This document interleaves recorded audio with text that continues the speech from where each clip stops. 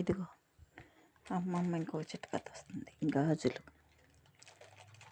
గాజులు మీరు మంగళవారం పూట వేసుకోకూడదు.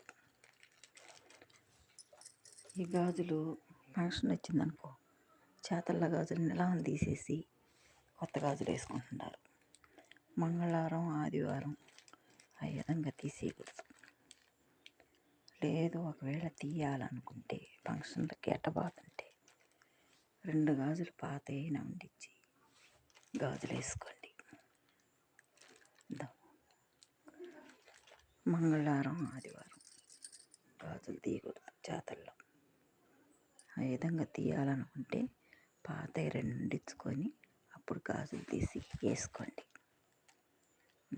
గాజులు